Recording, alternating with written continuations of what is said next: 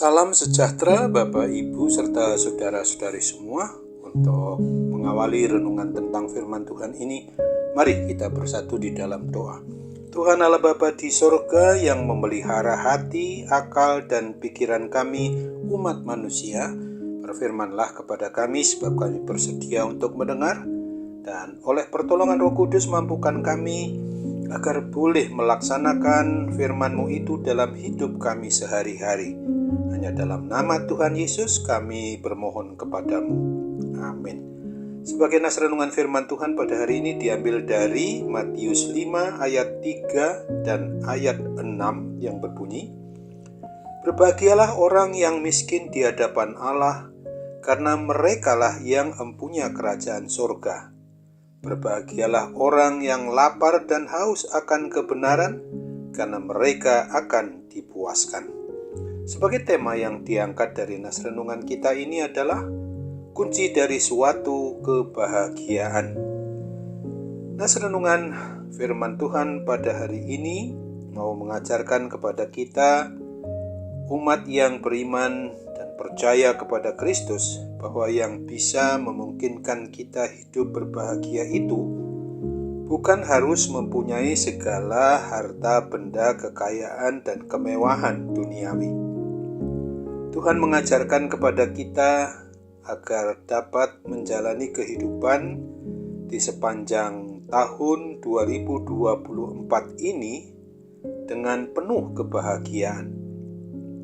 Untuk itu, Tuhan Yesus telah mengajarkan kepada kita agar kita mampu berbahagia justru dengan jalan hidup yang miskin dan lapar serta kehausan akan kebenaran firman Tuhan itu di setiap waktu maupun juga di setiap harinya.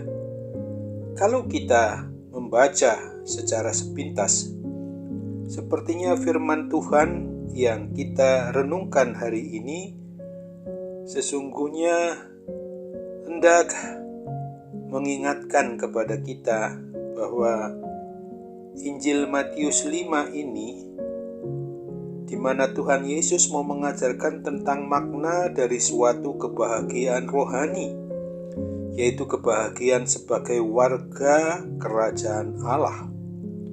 Untuk itu, yang berbahagia adalah yang merasa miskin di hadapan Tuhan, yaitu yang merasa tidak mempunyai apapun juga yang bisa dibanggakan, yang bisa menjadikan kita sombong, selain dapat merasakan kalau kita punya Tuhan yang sangat mengasihi kita.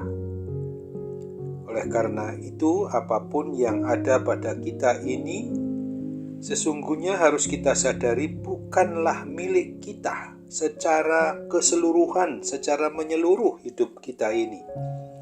Itu semua adalah milik dari Tuhan Sang Pencipta, Sang Pemelihara, dan Sang Pemilik atas hidup dan mati kita umatnya.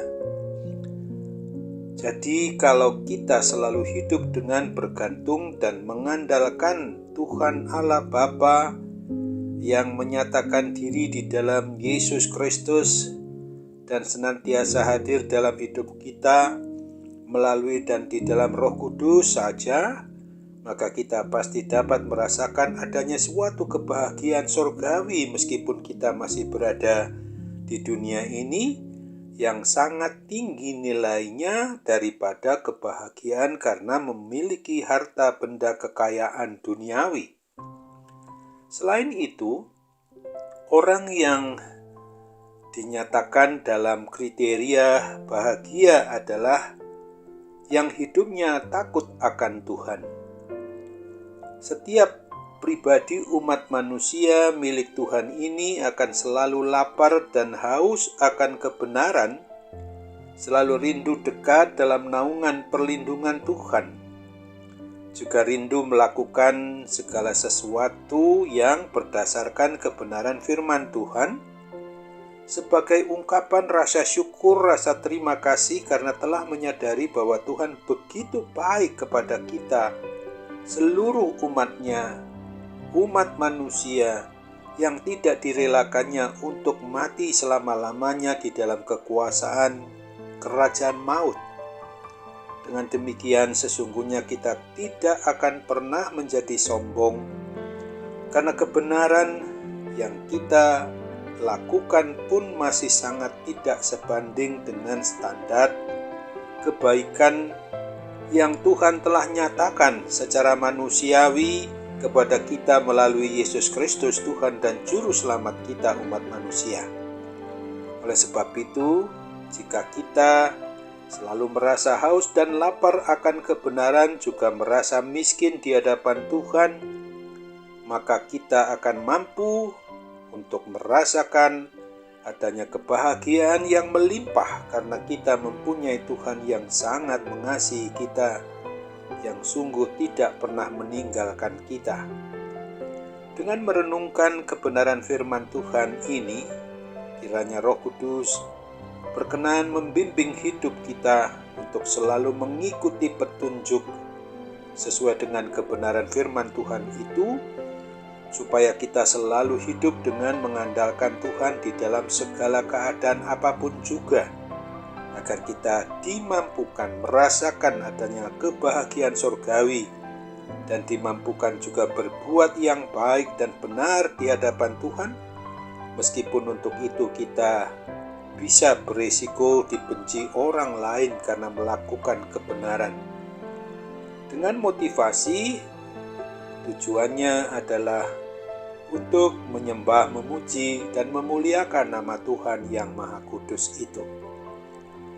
Untuk itu ingatlah juga sebagaimana yang ditulis di dalam Matius 5 ayat 10 ini. Berbahagialah orang yang dianiaya oleh sebab kebenaran, karena merekalah yang empunya kerajaan surga. Amin.